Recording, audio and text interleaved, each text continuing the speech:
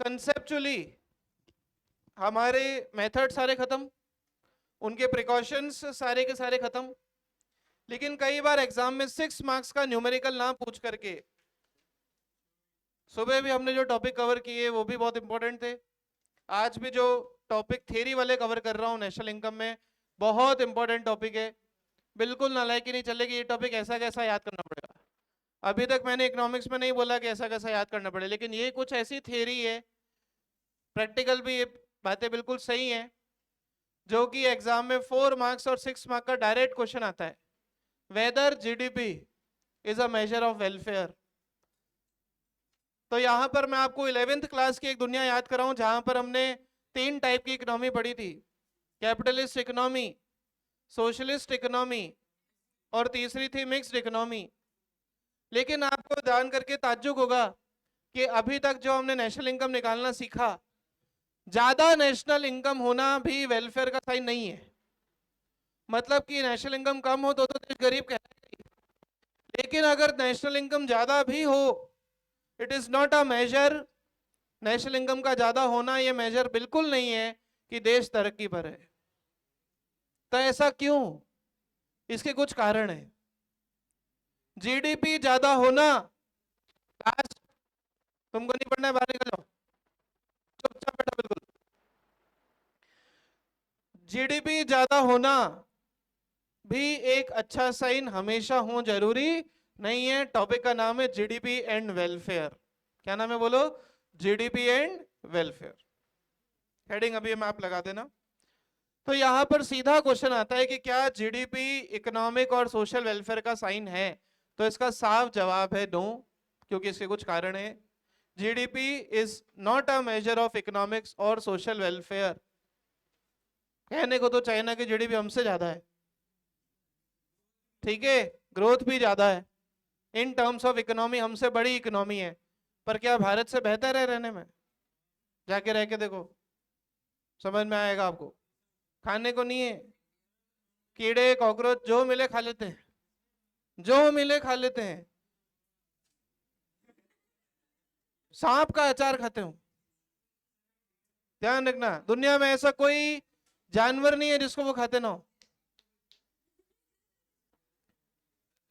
तो यहां पर जीडीपी ज्यादा होना देश का साइन वेलफेयर का नहीं है, क्योंकि सबसे पहला पॉइंट, फर्स्ट पॉइंट तो इंडिया के लिए भी एप्लीकेबल है कि क्या इंडिया का 5th लार्जेस्ट इकोनॉमी होना क्या गरीब के लिए फायदेमंद है क्या? क्योंकि गरीब तो और अमीर, और अगर नेशनल इनकम बढ़ रही है तो उसमें सबसे बड़ा योगदान किसका है? अमीर का। लेकिन गरीब तो आज भी राशन का आटा पहले 10 साल पहले भी खाता था और आज भी खाता है, क्योंकि 10 साल पहले भी सरकार को चुनाव जीतने के लिए यही बोलना पड़ता था राशन देंगे, और आज भी यही बोलना पड़ता है। तो देश की नेशनल इनकम भले ही बड़ी हो, एग्जाम में क्वेश्चन आता है और इसका आपको डिप्लोमेटिक आंसर लिखना पड़ेगा। ना तो सीधा हाँ लिखना है, ना सीधा ना लिखना है, पर अगर ना लिख रहे हो तो उसके कुछ सटीक कारण है। वो कारण यहां पर लिखे हुए हैं, बिल्कुल सही लैंग्वेज में लिखे हुए हैं, और इससे भी बड़ी बात एनसीईआरटी में टॉपिक है ही नहीं, लेकिन एग्जाम में 6 से 7 बार पूछा है आज तक, और लेटेस्ट जो एग्जाम हुआ उसके अंदर नहीं पूछा है। मैंने आपको शुरू में भी थ्योरी के में circular flow of income important mark करवाया, GDP and welfare again important है। हो सकता है इस बार न्यूमेरिकल ना पूछ करके, इतनी प्रैक्टिस हम न्यूमेरिकल की कर रहे हैं, हो सकता है ना पूछ करके ऐसे टॉपिक्स को पूछा जाए, ध्यान रखना। और ऐसे टॉपिक्स अगर एग्जाम में आ जाए तो उसमें एक भी आधा भी नंबर नहीं कटना चाहिए। सबसे पहला ध्यान रखना, अगर आपको ये लोग कहते हैं कि क्या जीडीपी वेलफेयर है, इंडिकेटर है वेलफेयर का, तो सबसे पहले आप नो लिखोगे, और इसका सबसे पहला कारण आपको लिखना है डिस्ट्रीब्यूशन ऑफ इनकम। इसका सीधा सा मतलब है गरीब और गरीब हो रहा है और अमीर हो रहा है। आज के एक डॉक्टर और एक नर्स का सेम पैसा कमा रही है क्या? लेकिन हम जो जीडीपी निकाल रहे हैं, जो नेशनल इनकम निकाल रहे हैं, कभी उसमें ऐसे थोड़ी निकाला है कि डॉक्टर की जीडीपी इतनी और नर्स की इतनी। हमने तो पूरी देश की निकाली। आप जो पर कैपिटा इनकम, मैंने पीछे आप याद करो, पर कैपिटा इनकम भी एक टॉपिक पढ़ाया था जहां पर मैंने आपको बोला था कि पर कैपिटा इनकम के हिसाब से तो गधा और घोड़ा सेम कमा रहा है। जबकि गधा पूरा दिन मेहनत करके 800-1000 रुपए कमाता है और घोड़ी एक शादी में 25-30 हजार रुपए ले आती है। बिकॉज नेशनल इनकम और जीडीपी जैसे कॉन्सेप्ट्स इनकम के डिफरेंसेस को इग्नोर करते हैं। किसको इग्नोर करते हैं? इनकम के डिफरेंसेस को इग्नोर करते हैं, क्योंकि वास्तविकता में देश के कुछ ही अमीरों के पास इतना पैसा है कि जो बेचारे गरीब हैं उनकी इनकम का कुछ भी कंसिडरेशन नेशनल इनकम में रिफ्लेक्ट नहीं होता। सबसे पहला कारण बोलो, समझ में आया? Distribution of income is very improper. हमारे देश में इनकम का डिस्ट्रीब्यूशन क्या है? बोलो, बहुत ही इम्प्रॉपर है। A rise in GDP is not economic welfare, क्योंकि एज इनकम इज वेरी, जो कि बहुत ही कम लोग हैं लेकिन बहुत अमीर लोग हैं उनके पास ज्यादा इनकम है, और जो पुअर है वो तो और गरीब होता जा रहा है। इसलिए जीडीपी वेलफेयर का साइन नहीं है। और इकोनॉमिक्स इतनी प्रैक्टिकल है कि अगर ये कह रहे हैं जीडीपी वेलफेयर का साइन नहीं है, तो हम उस साइन को भी पढ़ेंगे जो वेलफेयर का साइन है। उसके लिए थोड़ा वेट करना पड़ेगा, पहले इस टॉपिक को पूरा समझना पड़ेगा। बोलो, फर्स्ट पॉइंट समझ में आया? सेकंड क्या है? Non monetary exchanges. What are non monetary exchanges? कई बार काफी सारी एक्टिविटीज ऐसी होती है जिनको करने के लिए पैसे का कंसिडरेशन इन्वॉल्व नहीं होता, जैसे कि गिफ्ट, जैसे कि मम्मी आपके लिए जो सुबह नाश्ता बना रही है, मम्मी आपके लिए जो खाना बना रही है। आप लोगों ने बिजनेस में भी पढ़ा था 11th क्लास में कि वो सारी एक्टिविटीज होती है नॉन इकोनॉमिक। कौन सी होती है? जो कि इंसान सिर्फ सेल्फ सेटिस्फेक्शन के लिए करता है, उनका देश की नेशनल इनकम में कोई कंट्रीब्यूशन। क्या मम्मी को खुश होकर के आपने कभी नाश्ते का पैसा दिया? लेकिन वही पराठा जब होटल में पैसा दे के आते हो उसको, जितना नहीं बनता मार्जिन से 200% मार्जिन पे काम करता है वो। 50 रुपए का पराठा 150 में बेच रहा है, तो भी आप उसको 200 रुपए हंसते खेलते देते हो। और मम्मी के पराठे को मम्मी हमारे लिए मत बनाया करो, हमें नहीं खाना, ये नहीं खाना, वो नहीं खाना। 10 नाटक। तो क्या मम्मी के एफर्ट्स देश के नेशनल इनकम में काउंट हुए क्या? नहीं। इसको कहते हैं नॉन मॉनेटरी ट्रांजैक्शंस। क्या बोलते हैं? Non monetary transactions. जैसे कोई व्यक्ति गाना गा रहा है रिक्रिएशन के लिए, पेंटिंग का उसको शौक है, बेचता नहीं बना के, लेकिन शौक है, लेकिन शौक की नेशनल इनकम में कोई इज्जत नहीं है। टॉपिक बहुत इंपॉर्टेंट चल रहा है, तो भी कुछ लोग बातें करने से नहीं रुक रहे, तो उनका बेटा कुछ नहीं हो सकता। जब सितंबर में कोर्स खत्म हो जाएगा ना, और फिर आंख खुलेगी, अरे इको भी है, तब खबर पड़ेगी। जब कॉपी के फर्स्ट से लेके लास्ट पेज तक कुछ खबर नहीं पड़ेगी, क्योंकि यहाँ नेशनल इनकम से पूरा इंटरलिंक्ड एडीए से 2 चैप्टर साफ, मतलब 40 में से 25 नंबर साफ। तो हो जाओ साफ, मुझे क्या, मैं तो पूरा पढ़ा रहा हूं। Point number 3, non monetary transaction. अब जरा इसकी हिस्ट्री देखो, इस पॉइंट की हिस्ट्री देखो। 2011 में पूछा, 13 में पूछा, 14, 18 और 2021 में पूछा है अकेले इस पॉइंट को, जिसका नाम है एक्सटर्नलिटीज। क्या नाम है? और ये आगे जाकर के सीए फाउंडेशन में पूरा का पूरा चैप्टर है, ध्यान रखना। एक्सटर्नलिटीज का सिंपल मतलब होता है आपकी एक्टिविटीज या कंज्यूमर और प्रोड्यूसर की एक्टिविटीज एनवायरनमेंट पर क्या इंपैक्ट ला रही है।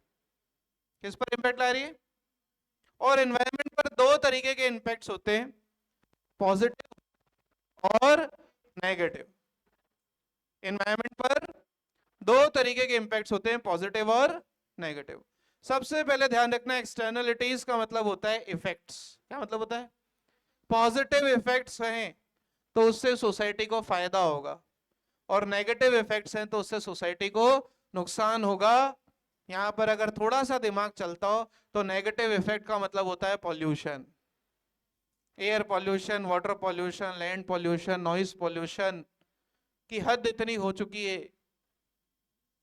बिना ऐसे कि हम रह नहीं सकते। सच बात है, हम भी नहीं रह सकते। लेकिन जो ओजोन लेयर डिप्लीशन हो रहा है, ये सब जो 43, 44 टेम्परेचर 50 थोड़े समय में अभी क्रॉस होगा, ये सब एक्सटर्नलिटीज है।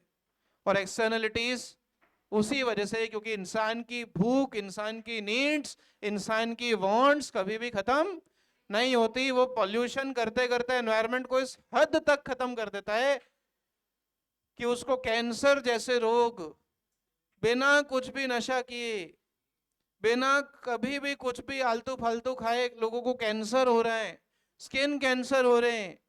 That is due to externalities.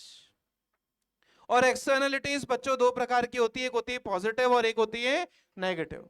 Positive externalities क्या होती है? जैसे मान लीजिए गवर्नमेंट ने कोई पब्लिक पार्क बनाया, हमारे यहाँ तो हालत ये होती है कि स्वच्छ भारत अभियान के तहत हमने, गवर्नमेंट ने ग्रीन डस्टबिन और ब्लू डस्टबिन लगाए, लोग उस गार्डन में से डस्टबिन को उखेड़ करके होटल के बाहर रख दिए अपने लाके।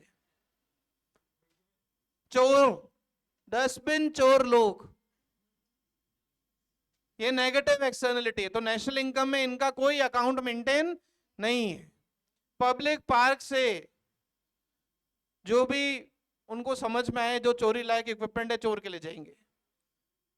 रेलवे के ट्रैक्स के आसपास गिट्टी पड़ी होती है बहुत सारी, आपने देखा होगा, गिट्टी चोर लोग अपना घर बना रहे हैं, 2 तगारी गिट्टी चाहिए, 1 ट्रैक्टर गिट्टी चाहिए, जाके रेलवे ट्रैक से भर के ले आओ।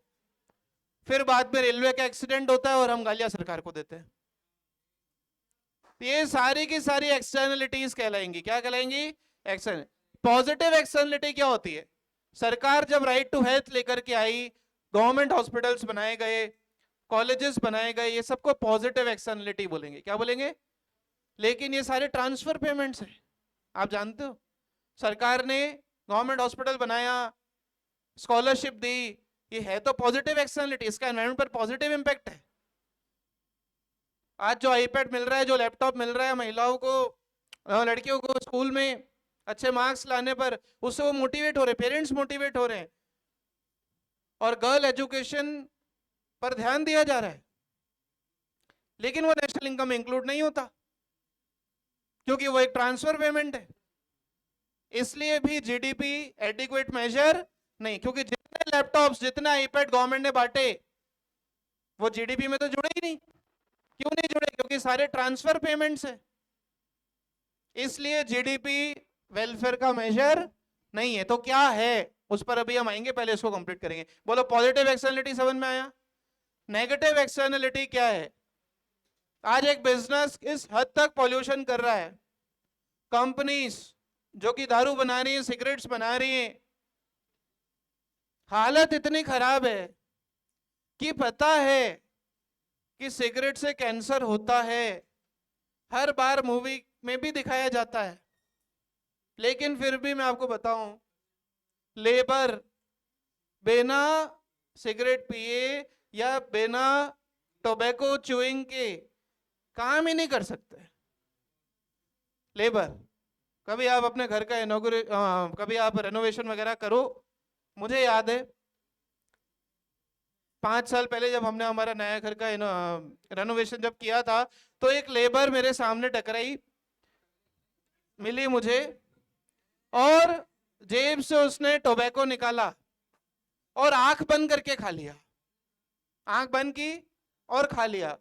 मैंने उससे पूछा, मैं कहा आंख बंद क्यों की कहते ने? बोलता है इस पर लगा हुआ फोटो देखने की इच्छा नहीं है। मतलब इस हद तक लोग अपनी हेल्थ के लिए अनअवेयर, की फोटो खराब लग रही है, आंख बंद करके खा लेते, लेकिन खाना है। सिगरेट, एल्कोहल, एक समय पर इंसान शराब पीता है, फिर शराब इंसान को पीती है। घर चला जाए, बीवी के गहने चले जाएं, बीवी को बेच के आ जाते हैं शराब के चक्कर में। ये सारी की सारी, आप फिगर्स को उठाओ, आपका दिमाग खराब हो जाएगा देख करके। अभी तो आपने इकोनॉमिक्स 2 साल हुए पढ़ते शुरू की ढंग से, स्कूल में तो क्या ही पढ़ी आप जानते हो। लेकिन फिगर्स बहुत अलार्मिंग है।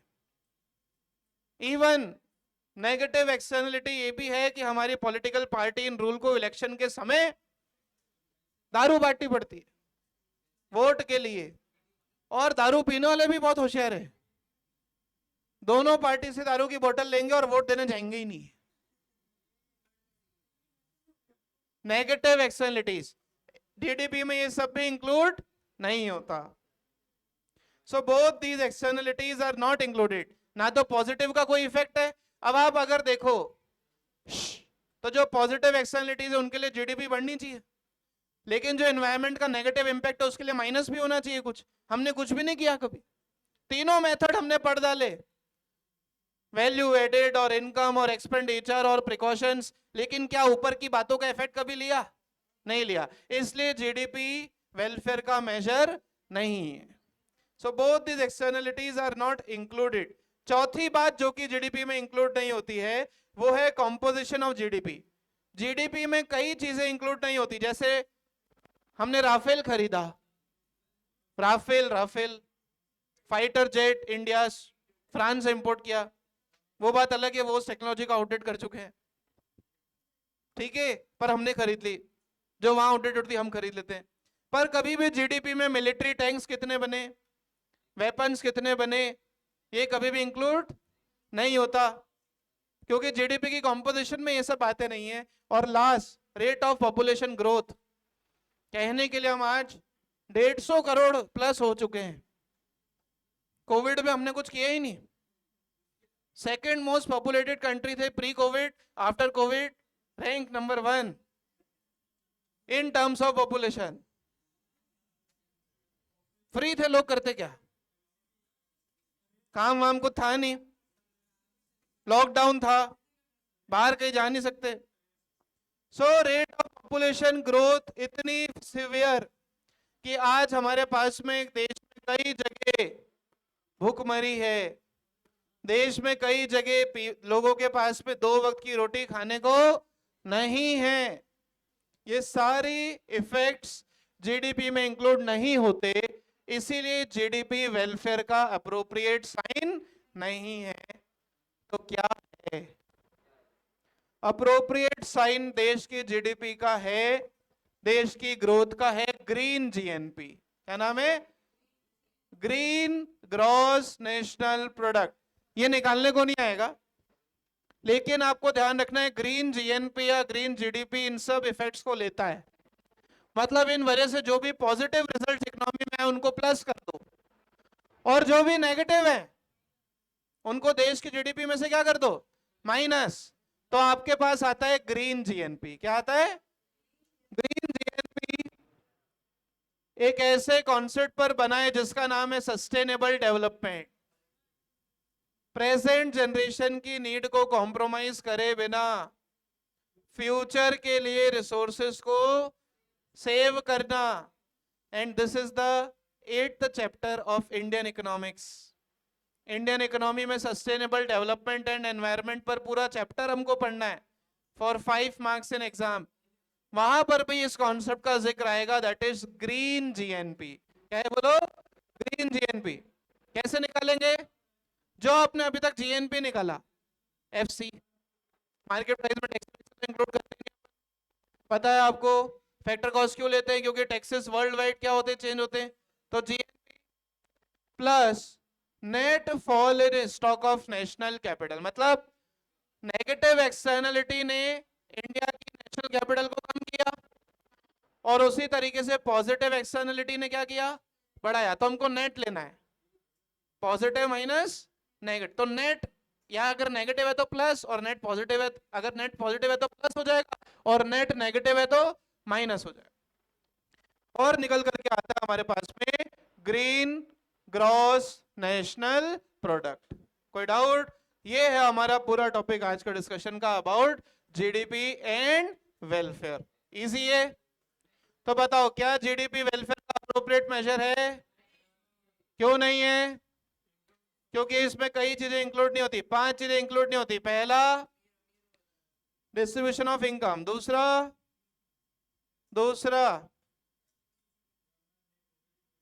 भूल जाओ, लिखो, उतारो सब फटाफट जल्दी। कॉपी। इस टॉपिक की हेडिंग जीडीपी एंड वेलफेयर। शुरू करो लिखना जल्दी से, सारे